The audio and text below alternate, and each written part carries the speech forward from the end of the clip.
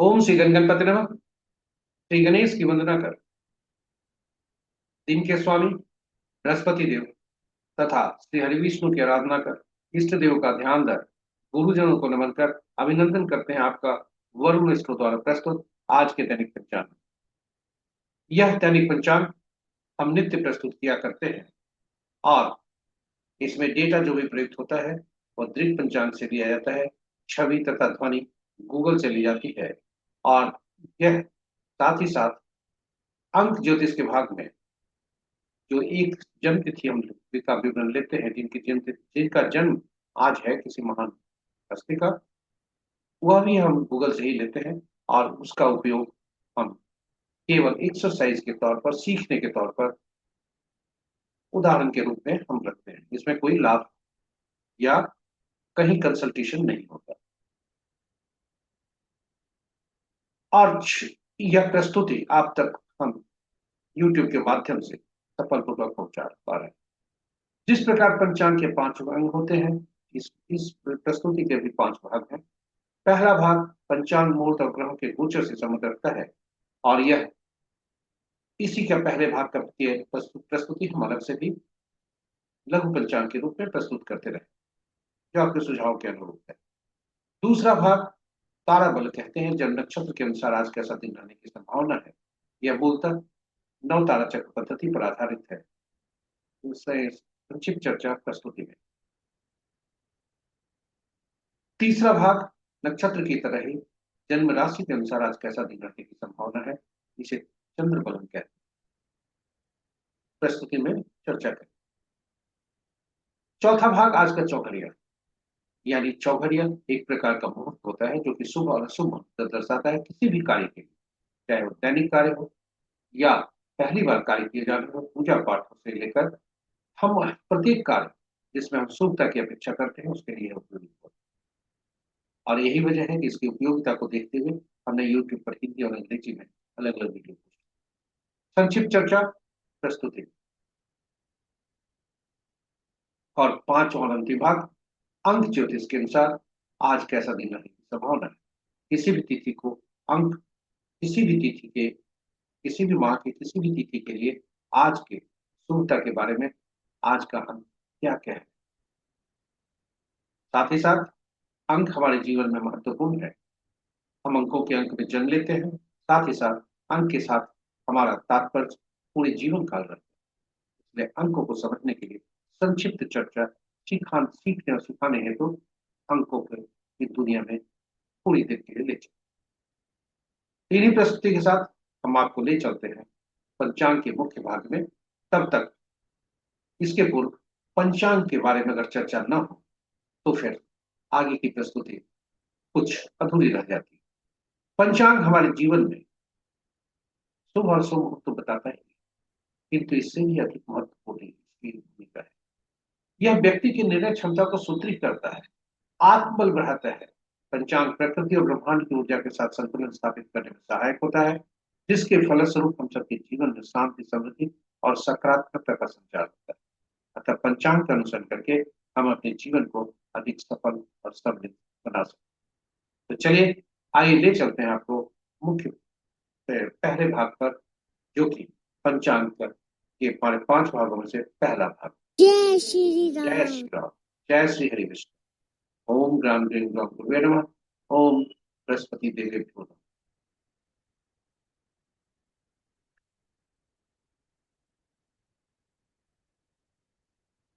स्वागत है आपका आज के पहले भाग में। आज का दिनांक 6 नवंबर 2025, माह मार्गशीर्ष, पक्ष कृष्ण, शाका संवत 1947 विश्व वसु, विक्रम संवत 2082 कलायुग और कलयुग का 5126।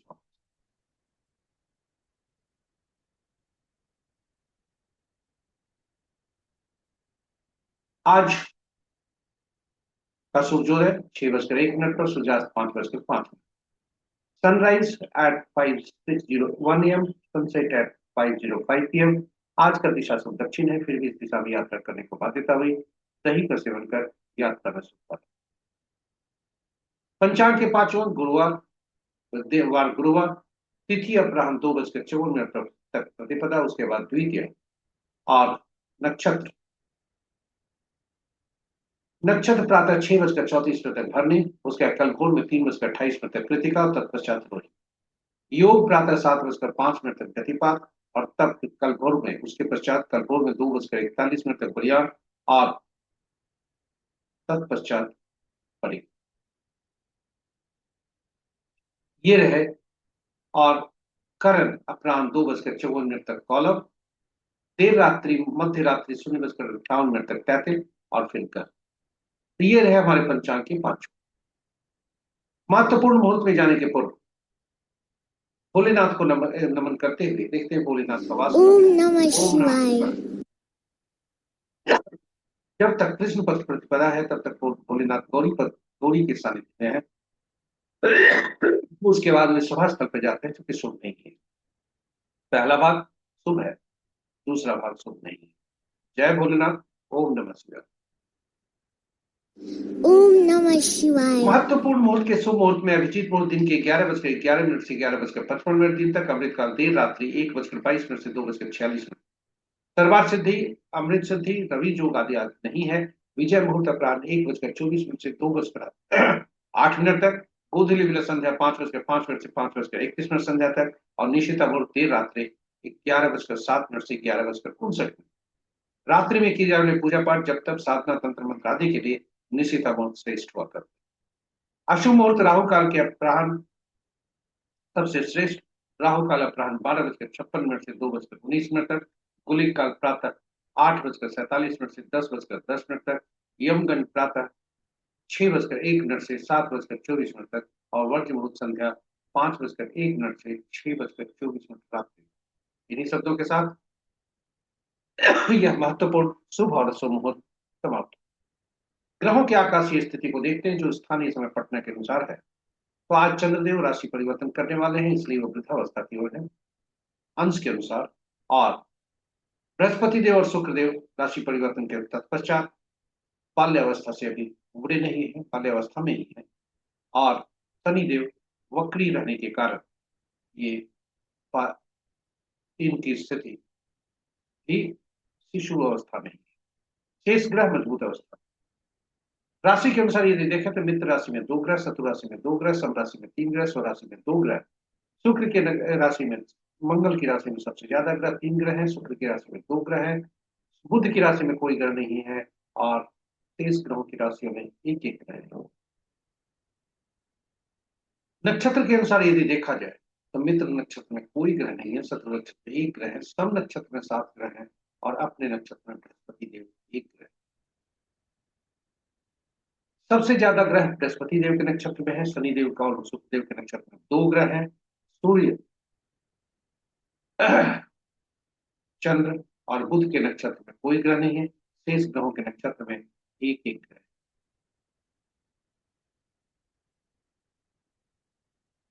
तो ये रहे हमारे आज के दैनिक पंचांग के पहले भाग की प्रस्तुति। आपको ले चलते हैं दूसरे भाग। नक्षत्र के अनुसार आज कैसा दिन रहने की संभावना है, इसे ताराबलम कहते हैं। ताराबलम के समक्ष जो नक्षत्रों के नाम है वो चंद्रमा के गोचर से संबंध है, और ताराबलम के नीचे जो नक्षत्रों के नाम है वह जन्म कुंडली के चंद्रमा जिस नक्षत्र में है वह है। ये दोनों को मिलाकर हम आज के दिन की शुभता और अशुभता जानते हैं। यदि आज का तारा जन्म, संपत्त, विपद, छेद, प्रत्यय, साधक, नैथली, मित्र और भी मित्र में ही हो सकता है। कुल 9 स्थितियां ही बन सकती है, यानी आज का तारा आपका जन्म, संपत्त, विपद, क्षेम, प्रत्यय, साधक, नैथली, मित्र या अति मित्र में हो सकता है। इसमें यदि आपका तारा यदि संपत्त, क्षेम, साधक, मित्र और अति मित्र में होते हैं तो शुभता दर्शाता है, और शेष अशुभता की ओर इंगित करते हैं। जब भी शुभता की ओर दर्शाए, आप सभी शुभ काम का निष्पादन, शुभ कार्यों का निष्पादन त्वरित गति से योजनाबद्ध तरीके से आज कर सकते हैं। साथ ही साथ यदि आज अशुभता दिखाता है, थोड़ा सावधानी रखें, कोई उपाय के लिए पर नहीं जाए, जोखिम न लें, केवल धैर्य रखें और दैनिक कार्य में सावधानी रखें। जल्द ही आपके अशुभ जो तारा है वह शुभ तारा में बदलने वाला है। इन्हीं शब्दों के साथ यह आपको बताते चले कि यह तारा बल मूलतः 9 तारा चक्र पद्धति पर आधारित है, और 9 तारा चक्र पद्धति के सभी तारा बलम से हम केवल चंद्रमा के गोचर के संबंध से देखते हैं और आज के बारे में वही नौ तारा चक्र पद्धति से हम पूरे ग्रहों के बारे में जानते हैं, पूरे जीवन काल के बारे में जानते हैं, जिसके अनुसार दशा महादशा का फल हम जान सकते हैं। जन्म कुंडली में बैठे ग्रहों की स्थिति कितना कैसा फल देंगे वह जान सकते हैं। और हमसे जीवन में संपर्क होने वाले व्यक्ति जो भी, चाहे वह घर से हो, संसार से हो, कार्यालय से हो, व्यवसाय स्थल से हो, सभी जगह से जो हमारे व्यक्ति जुड़ते हैं, उनके अगर जन्म उनके भी जन्म नक्षत्र जान जाए, फिर हम उनके साथ संबंध कैसा होगा ये हम जान सकते हैं। वे हमारे लिए कितना लाभदायी होंगे, हम उनके लिए कितना लाभदायी होंगे, यह जान सकते हैं। इस प्रकार नौ तारा चक्र पद्धति बहुत ही महत्वपूर्ण। और नौ तारा चक्र पद्धति मूलतः इस स्थान पर काम करता है कि ग्रह के मन नक्षत्र होते हैं, नक्षत्र ही ग्रह के फल देते हैं। 27 नक्षत्र, 9 ग्रह, कौन से ग्रह इसका फल पाएंगे। इसके लिए 27 नक्षत्रों को 9 नक्षत्रों की सूची में क्रमबद्ध की गई और 3 श्रेणियों में रखा गया। ग्रहों को महादशा के क्रम में रखा गया। पहला ग्रह केतु बने, दूसरा शुक्र, तीसरा सूर्य, चौथा चंद्रमा, पांचवा मंगल, छठा राहु, सातवां बृहस्पति, आठवां शनि और नौवां बुध। और हर श्रेणी में से जैसी संख्या है उसी श्रेणी में से नक्षत्रों के समूह को ग्रहों से जोड़ा गया। यानी पहला जो नक्षत्र हर श्रेणी में से हुआ, पहला 10वां 19वां केतु के स्वामी, पहले ग्रह के उनके स्वामित्व में गए और उसका फल देंगे। उसी तरह दूसरा 12वां 21वां शुक्रदेव के, दूसरा 12वां और दूसरा 11वां और 20वां यह शुक्रदेव के, तीसरा 12वां और 21वां सूर्यदेव। और इसी क्रम में आगे बढ़ते हुए 9, 18वां 27वां नक्षत्र का स्वामित्व बुध देव। अब फलित कैसे करते हैं, यह सूची इस तरह से बनी। फलित कैसे करते हैं यह महत्वपूर्ण। क्या आपका जन्म कुंडली में चंद्रमा जिस नक्षत्र में हो, यानी जिस नक्षत्र में जन्म हुआ है, उसे हम लेते हैं और उनके स्वामी को देखते हुए पहला ग्रह वे पीड़ादायक हो, मिश्रित फल जरूर देते हैं कि ज्यादा पीड़ा देते। और दूसरा, चौथा, छठा, आठवां, नौवां ये ग्रह सुखदायी होते हैं। पहला, तीसरा, पांचवा, सातवां यह सुखदायी। इस प्रकार हम ग्रहों के बारे में भी जान गए कि जीवन भर में हमारे लिए कौन कौन ग्रह प्रतिफल दें। उदाहरण के तौर पर यदि जल्दी से चलें तो यदि आज का दिन बृहस्पतिवार है, बृहस्पति के नक्षत्र में जन्मे जातक के लिए बृहस्पति शुभकारी नहीं होंगे, पीड़ादायक होंगे। और बृहस्पति के नक्षत्र में जन्मे जातक के लिए दूसरा ग्रह शनि होते हैं, तीसरा बुध, चौथा केतु, पांचवा शुक्र, छठा सूर्य, सातवां चंद्रमा, आठवां मंगल, नौवां राहु। और उनके लिए यदि कहा जाए तो शनि, केतु, सूर्य, मंगल और राहु शुभकारी होंगे, शेष ग्रह शुभकारी। तो दशा महादशा का फल भी हम जान गए और जन्म कुंडली में बैठे ग्रहों की स्थिति भी जान गए कि कितना फल होंगे, कितने शक्ति हमारे लिए शुभकारी होंगे। और इस उसमें नक्षत्र, इन नक्षत्रों में जन्मे जातक हमारे लिए कितने शुभकारी होंगे ये सभी जान। यदि जन्म कुंडली में देखना है कि हमारा संपत्ति कहां से आएगा, तो संपत्ति जो ग्रह है यानी बृहस्पति में जन्मे जातक शनि देव जिस भाव में बैठे हैं, जिस राशि में बैठे हैं, उसके संबंधित वृद्धि की जाए हम बता सकते। इस प्रकार हम सभी नक्षत्रों के, सभी ग्रहों के फल जान सकते हैं और यह जीवन पर्यंत उपयोगी है। इसकी उपयोगिता काफी। तो चलिए इसका लाभ उठाएं। और इसकी प्रस्तुति, विशेष प्रस्तुति हमने YouTube पर रखी है, जहां भगवान राम, माँ सीता तथा पवन पुत्र हनुमान की भी कुंडली रखी। आप उसे संदर्भित कर सकते हैं, ज्ञान अर्जन कर सकते हैं, उसका उपयोग कर सकते हैं। जय श्री राम, जय हनुमान, जय माँ सीता। तो अब हम आपको ले चलते हैं ताराबलन के मुख्य भाग पर, वापस प्रस्तुति में। आज का चंद्रमा किधर ले जाता है। आज का चंद्रमा देखें 3 भागों में, भरणी में, कृतिका में और फिर रोहिणी में। इस प्रकार 3 भागों में आज फल है, इसलिए जल्दी जल्दी फल होंगे। 6:34 प्रातः तक भरणी में, कल भोर में 3:28 तक कृतिका में, तत्पश्चात रोहिणी। इसलिए उसी के अनुसार अपने अपने नक्षत्रों के सामने जो सूची है उसमें देखें। उदाहरण स्वरूप यदि भरणी के नक्षत्र में, भरणी पूर्वा फाल्गुनी या पूर्वाषाढ़ नक्षत्र में जन्म जातक का जन्म हुआ है, उसका जन्म नक्षत्र ही पीड़ादायक होंगे, उसके बाद संपत्ति होंगे, फिर विपत्ति। इसी प्रकार पुनर्वसु, पूर्वा भाद्रपद और ये नक्षत्र को देखें तो पहला भाग प्रत्यय, दूसरा भाग साधक, तीसरा धट। और इस तरह से चूंकि आज 3 नक्षत्र हैं, इसलिए थोड़ी जल्दी जल्दी नक्षत्र बदलेंगे। जल्दी का नक्षत्र का बदलना मतलब कल सुबह में ये जो नक्षत्र है वह 2 कदम आगे बढ़े। शुभता के प्रति आप सावधान रहें, कोई भी जोखिम न लें। मेरा हमारा करबद्ध प्रार्थना ही है कि तारा यदि आपका शुभ स्थिति में है तो केवल आप धैर्य रखें, दैनिक कार्य में सावधानी रखें, कोई भी जोखिम न लें। किताबों में रखे जोखिम हम आपके समक्ष प्रस्तुत कर रहे हैं, लेकिन यही प्रमाणित नहीं। जन्म में तारा में आज पड़ता है तो पीला कद्दू पत्ते वाली सब्जी का दान, विपत में पड़ता है तो गुड़ का दान, प्रत्यय दिन पड़ता है तो नमक का दान, और नए धर्मी है तो त्याज मुहूर्त, मजबूरी हुई तो 3 सहित स्वर्ण का दान। किंतु पुनः बता दें, यह प्रमाणित नहीं है, इसलिए इसका उपयोग न करें। आपको अब ले चलते हैं राशि के अनुसार कैसा दिन रहने की संभावना। आज राशि परिवर्तन है। चंद्रमा मेष राशि से वृषभ राशि में जाकर उच्च के हो। तो पहला भाग चंद्रमा दिन के 11:47 पर राशि परिवर्तन करेंगे। इस प्रतिफल को चंद्र बल कहते हैं। पहला भाग में अगर कहें तो मेष राशि, मेष, मिथुन, कर्क, तुला, वृश्चिक और कुंभ राशि के जातकों के लिए शुभता के संकेत हैं। और तत्पश्चात 11:47 के बाद वृषभ, कर्क, सिंह, वृश्चिक, धनु और मीन राशि के जातकों के लिए शुभता के संकेत मिल रहे हैं। शेष राशि के जातकों के लिए अशुभता के संकेत हैं। सावधान रहें, इष्ट देव का की आराधना करें, इष्ट देव का ध्यान रखें। इन्हीं शब्दों के साथ मैं आपको अगले भाग में ले चलता हूँ, चौघड़िया। यह जैसा हमने आरंभ में बताया था, यह एक प्रकार का मुहूर्त बताता है। किसी भी कार्य के लिए यह उपयोगी, चाहे वह कार्य पूजा पाठ हो या हम ऐसे कार्य जो पहली बार किए कर रहे हैं, यात्रा कर रहे हैं, या कोई भी कार्य जिसमें हम शुभता की अपेक्षा करते हैं, उसके लिए यह उपयोगी। इसलिए इसकी उपयोगिता पर हमने अलग अलग वीडियो यूट्यूब पर रखा है, हिंदी और अंग्रेजी में, आप उसे संदर्भित कर सकते हैं। संक्षेप में चर्चा यहां करते हैं। कुल 8 चौघड़िया दिन के होते हैं, 8 चौघड़िया रात के होते हैं। किंतु दिन के आठ के किंतु साप्ताहिक दिनों से संबंध रखने के लिए सात ही चौघड़िया का नामकरण हुआ। 8वां चौघड़िया जो हुआ करता है, जो दिन का आदि का चौघड़िया होता है, वही अंत का चौघड़िया होता है, और रात्रि का भी आदि का चौघड़िया अंत का चौघड़िया होता है।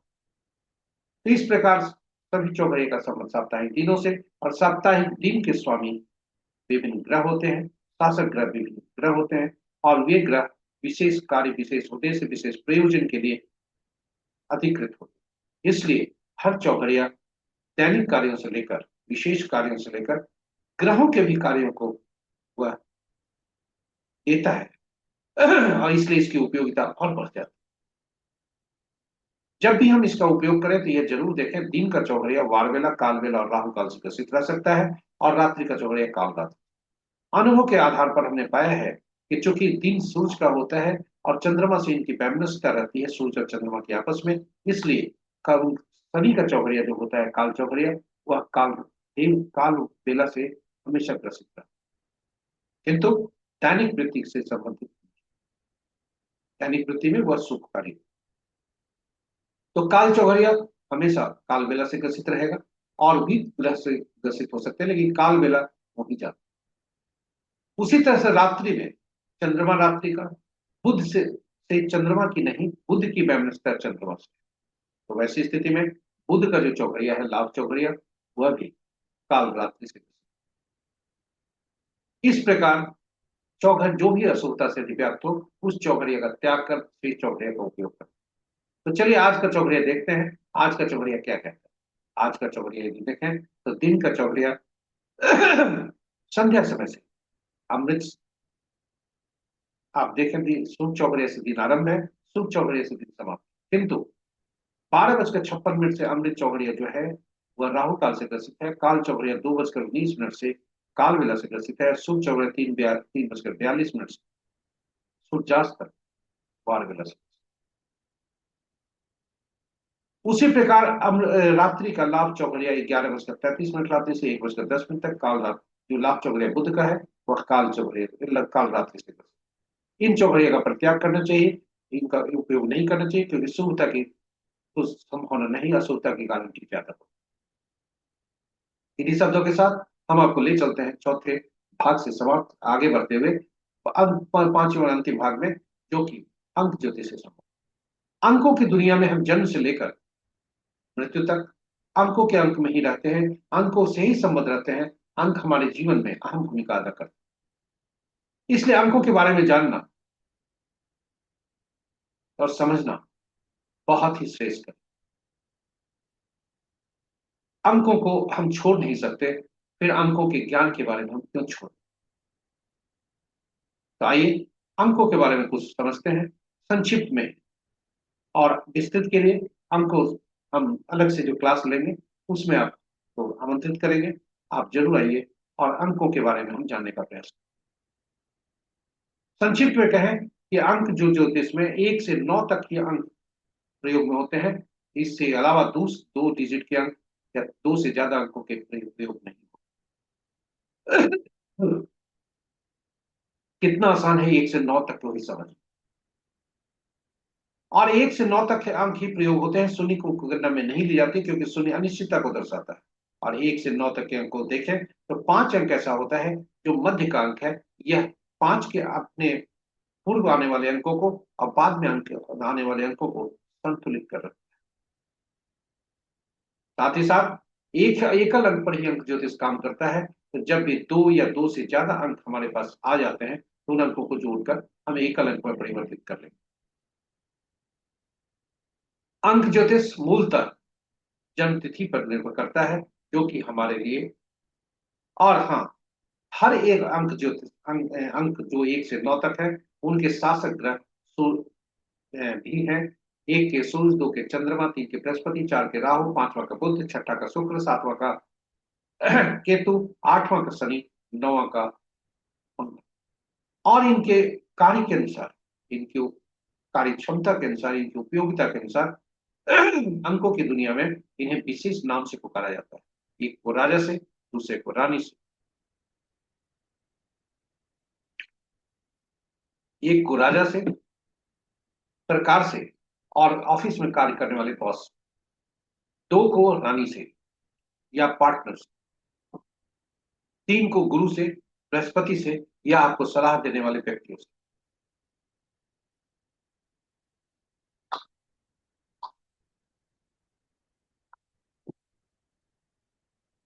4 को शरारती तत्वों से, नियम तोड़ने वाले व्यक्तियों से,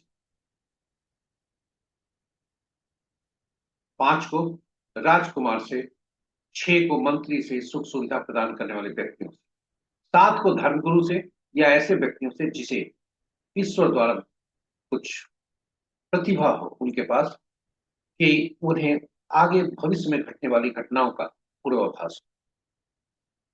8 को समाज के नीचे तबके के लोग, अधीनस्थ, हमारे अधीन कार्य करने वाले लोग, नौकर, चाकर और न्यायाधीश, न्यायालय।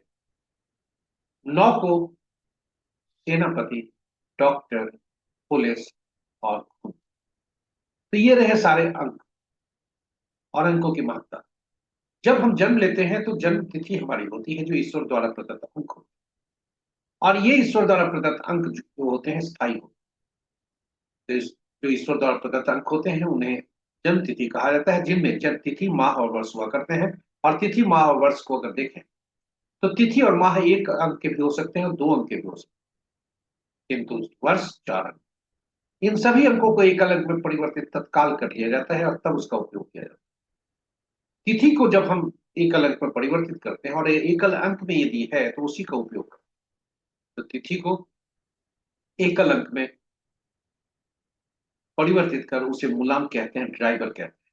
और तिथि, माह, वर्ष को जब जोड़ देते हैं, उसे एकल अंक में परिवर्तित करते हैं, तो भाग्यांक कहता है। आज का तिथि उदाहरण के स्वरूप पर 5/11/1988 का लिया है, 1988 का लिया है, जो किसी महान हस्ती, हम नाम शीघ्र ही उजागर करेंगे। आप खुद देख लेंगे, आपके पास समझ उनकी उनका नाम आएगा। अब ये यहाँ पर आप देखें कि ड्राइवर और कंडक्टर, क्या जीवन में बस, जो हमारे दैनिक जीवन में बस जो चलता है, ड्राइवर और कंडक्टर में मित्रता जरूरी है ना। और जब जरूरी है तो फिर अगर नहीं, अगर मित्रता रही तो बस का चलना मुश्किल है। उसी तरह जीवन की नैया को भी, जीवन के बस को चलाने के लिए ड्राइवर और कंडक्टर में शत्रुता नहीं होनी चाहिए। और जीवन में यदि बस पर कोई ऐसा व्यक्ति आ जाए जो ड्राइवर या कंडक्टर का शत्रु हो, फिर भी परेशानी होती है, बाधाएं होती है। उसी तरह जीवन में भी यदि हम ऐसे अंक को ले आते हैं जो ड्राइवर और कंडक्टर का शत्रु हो, तो फिर जीवन की नैया में बाधा चलने लगती है, जीवन का बस में बाधा, तो स्पीड ब्रेकर होता है, विभिन्न तरह तरह के अवरोध हुआ करते हैं। यह चैलेंज भी होता है। इसलिए हमें जो भी अंक का उपयोग करें, ड्राइवर और कंडक्टर नाम शास्त्र का मूल धूरी है। इसका शत्रु अंक, अब ये आपस में भी शत्रु नहीं हो ड्राइवर और कंडक्टर, और इनका कोई भी शत्रु अंक हम कहीं से ही नहीं लाए। इससे और अंक, ड्राइवर हमारा आंतरिक व्यक्तित्व बताता है, कंडक्टर हमारा भविष्य बताता है, और यदि तिथि माह को जोड़कर एक अलग परिवर्तित करते हैं तो यह हमारा बाहरी व्यक्तित्व बताता है कि दुनिया को हम क्या दिखते हैं या दुनिया हमें क्या समझती है। उसी तरह से अंक ये वर्ष को जोड़कर एक अंक में परिवर्तित करते हैं, और पुरुष के लिए 11 से उसमें घटाते हैं, 11 से घटा देते हैं, तो वह अंक, या महिला के लिए 4 उसमें जोड़ देते हैं, तो वह अंक ईश्वर द्वारा प्रदत्त एंजल नंबर होता है, जो हमारे वातावरण को दर्शाता है। इस प्रकार ये सभी अंक स्टैटिक होते हैं, स्थिर होते हैं, इसको बदला नहीं जा सकता। तो डायनेमिक अंक को हम प्रयोग में, अगर हमारा ड्राइवर और कंडक्टर शत्रु है, फिर बीच के अंक को जो लाएंगे वह कौन सा अंक होगा, कहां से लाएंगे? जी हाँ, ये ईश्वर द्वारा प्रदत्त हुआ, जो हमें यूनिवर्स से मिला, देवता से मिला। और इस जो धरती के देवता हमें एक अंक देते हैं जो बहुत ही महत्वपूर्ण होता है, पूरे जीवन पर्यंत काम करता है, वह अंक है नामांक। अब आप आश्चर्यचकित होंगे कि नाम में तो अक्षर होते हैं, अंक कहां से आए? जी हाँ, नाम में जो अक्षर होते हैं उनके अंकीय मूल्य हुआ करते हैं। और ये नाम, जो जन्म तिथि हमने ली है, यह विराट कोहली के लिए है, क्रिकेटर। आज उनका जन्म तिथि है। विराट कोहली को हार्दिक शुभकामनाएं जन्म तिथि। अब आप देखें विराट कोहली की सफलता के कारण। विराट कोहली का ड्राइवर 5 है, जो कि सभी अंकों का मध्यस्थता करता है, कैप्टेनशिप है उसके पास, और उस नाम और ये नेम एंड फेम देने के लिए उस वो व्यक्ति प्रोजेक्ट जो करता है उसके लिए 6 भाग्यांक है। साथ ही साथ विराट कोहली का नाम का पहला अक्षर भी 6 दे रहा है, और विराट का नाम का भी अक्षर 5 दे रहा है। पूरा विराट कोहली भी लगाएंगे तो भी 5 देता है। इस तरह से हम अंक ज्योतिष से जान सकते। अब आप जानने को आतुर होंगे कि ये विराट कोहली को सलाह यदि दें कि जीवन में कभी भी शत्रु अंक मत लाना, आप जानना चाहेंगे शत्रु अंक कौन है? तो हर अंक के शत्रु अंक होते हैं, और सबसे पहला आपको बता दें, नाम का जो पहला अक्षर होता है वह सबसे ज्यादा ऊर्जा देता है, क्योंकि हमारी चेतना जागती है जब भी कोई पहला अक्षर पुकारता है, दूसरा अक्षर में आ जाता है, क्रमानुसार हम नाम का पूरे उच्चारण करने के पहले ही रिस्पॉन्स कर देते हैं। ये हमारे नाम का ऊर्जा है और जीवन पर्यंत काम करता है। इसलिए इस प्रस्तुति को प्रस्तुत करने के पीछे उद्देश्य यह भी है कि जो भी माता पिता अपने बच्चे का नामकरण कर रहे हैं, नामकरण में सावधानी रखें कि कहीं आप जाने अनजाने बहुत लाड प्यार से भी शत्रुओं की व्यवस्था तो नहीं कर देना। यदि करते हैं फिर बाधा गारंटी। तो चलिए शत्रुओं को पहचान। 1 के 8, एक राजा, 8 न्यायाधीश, न्यायालय, सरकार और न्यायालय आपस में बनी रहती है। 2 का 4, 6, 8, 9, 3 का 6, एक शुक्र, दूसरा बृहस्पति, 4 का 8, 9, 4, 2, 5 का कोई नहीं, 6 का 3, 9, 7 का 7, 9, 3, 8 का 1, 2, 9, 4, 8, 9 का 6, 4, 2, 8।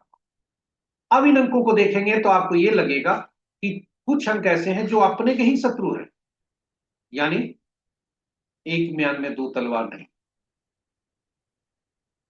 4 अंक का ही शत्रु है, 7 अंक का ही शत्रु है, 8 अंक का ही शत्रु है, 9 का ही शत्रु। सेनापति को दूसरे सेनापति से बैर बैर रहेगा ही। एक न्यायाधीश दूसरे न्यायाधीश का जजमेंट बदलता ही है।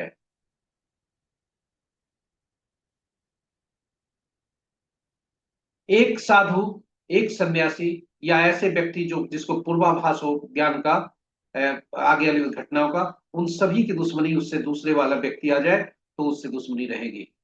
और शहर का नियम तोड़ने वाला व्यक्ति,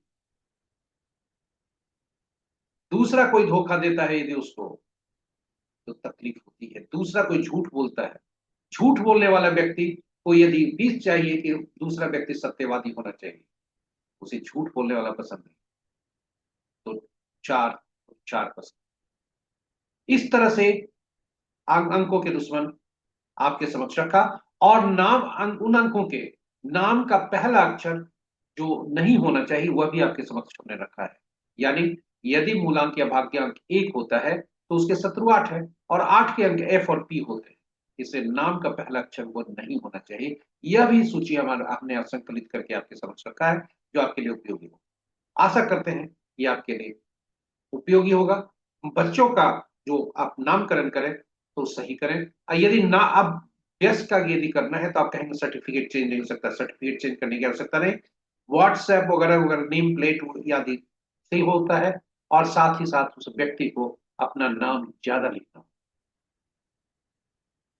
क्योंकि जो सर्टिफिकेट बक्से में बंद है, नाम जो हम पुकारते हैं उसी की ऊर्जा उसको मिलती है। तो इस तरह से हम नाम को चेंज कर सकते हैं। अब आपके समक्ष एक और सूचना देते हैं जो कि इसमें नहीं है। यदि आप इस साल का देखना चाहें, इस साल का वर्षफल कैसा होगा, तो उसके लिए कुछ नहीं करना। तिथि वर्ष माह वर्ष जो ओरिजिनल बर्थ डेट है उसमें केवल साल को परिवर्तित कर दें, वर्तमान साल को जोड़ दें, और आप देखें उसको जोड़ने के बाद आपके जो मूलांक और भाग्यांक के शत्रु अंक है या क्या है, साथ साथ रनिंग अंक ये उम्र जो है उसको भी जोड़ें। तो यदि हम इनको जोड़ते हैं, 5 1 6 1 7 9 7 16 7 होता है, और 1 और 7 का शत्रुता नहीं, 6 और 7 का भी शत्रुता नहीं है, इसलिए यह वर्ष अच्छा बीतने की संभावना। साथ ही साथ 2 6 का शत्रुता है, रनिंग एज 2 है, लेकिन 6 का 2 से शत्रुता नहीं है, इसलिए कुछ हल्की परेशानी हो सकती है, लेकिन साल अच्छे जाने की संभावना है। तो इस तरह से हम आप निकाल सकते हैं वर्तमान वर्ष का। इसके साथ ही अब आपके पास हम लेकर आए हैं आज का अंक, शुभता के बारे में क्या कह रहे हैं विभिन्न तिथियों को जन्मे जातकों। तो आज की तिथि 6/11/2025, मूलांक 6, भाग्यांक 8। मूलांक 6 को हम नहीं लेते, 8 से हम आकलन करते हैं, क्योंकि विभिन्न तिथियों को जो जन्मे जातक हैं उनका मूलांक से हम आकलन करते हैं। तो 8 का आप देखें कितने लोगों से मित्रता है। न्यायाधीश की मित्रता नहीं हो, न्यायालय की मित्रता नहीं हो सकती किसी से। और शत्रुता राजा से है, राजा के दरबार से है, और झूठ फरेब बोलने वालों से, नियम तोड़ने वाले व्यक्तियों से, और खुद अपने अंकों से है, साथ साथ पुलिस से भी रहता है। तो अब आप देखें 8 अंक वाले के लिए, यदि आपका जन्म 1/10/1928 को हुआ, 2/11/2029 को हुआ, 3/12/2130 को, 4/13/2231 को, तो अति शत्रुता है। यह अंक अति शत्रुता। और 8/17/26 जिनका जन्म तिथि है, 9/18/27 जिनका जन्म तिथि है, उनके लिए यह अंक शत्रुता का है, इसलिए थोड़ा सावधानी रखें। तो एक मूलांक वाले 2 3 4 और 8 और 9 मूलांक वाले जातक, यानी 4 2 6 अंक हो गए। 6 तक 1 2 3 4 जिनका जन्म तिथि 1/10/1928 है, 2/11/2029 है, 3/12/2130 है, 4/13/2231 है, 8/17/26 है, 9/18/27 है, किसी भी माह का, वे आज सावधान रहे। उनके प्रतिफल थोड़े कड़वा हो सकते हैं। तो गाड़ी वाहन चलाते समय वाद विवाद कर से दूर रहें, ये उनके लिए शुभता के अशुभता के संकेत। और जिनका 5 14 23 जिनका जन्म तिथि है, 6 15 24 है, 7 16 25 है, इनका 8 अंक के साथ तटस्थता का संबंध है, मित्रता का नहीं। इसलिए इनके दिन सामान्य होने के संबंध। इन्हीं शब्दों के साथ हम अंतिम पड़ाव पर पहुंच गए, जहां प्रस्तुति यहां पर समाप्त। यदि इस प्रस्तुति का आप पहली बार देख रहे हैं तो हमारे चैनल को सब्सक्राइब करें, आशा और साथ ही साथ नोटिफिकेशन बटन को दबाएं, ताकि हर प्रस्तुति आप तक पहुंच सके, आप उसे लाभान्वित हो। मेहनत हमारी फल लाभ। और आशा ही करते हैं कि यह प्रस्तुति आपके लिए हर भाग महत्वपूर्ण रहा होगा, और इसलिए साझा करें इस प्रस्तुति को अपने मित्रों, परिजनों तथा शुभेच्छुओं के संग, ताकि वे भी इससे लाभान्वित हो सके और इससे इसका फल वो प्राप्त कर सकें, और इस फल इनका उससे उनको जो सफलता या जो भी ये मिलती है, उसमें हम पुण्य के भागी। तो चलिए, इसके साथ हम प्रस्तुति को यहाँ विराम देते हैं। कल पुनः नई प्रस्तुति के साथ आपके समक्ष उपलब्ध होंगे। तब तक के लिए हरि विष्णु। बृहस्पति देव से प्रार्थना करते हैं कि आपका दिन शुभ हो। जय बृहस्पति देव, जय श्री हरि विष्णु, जय श्री कृष्ण।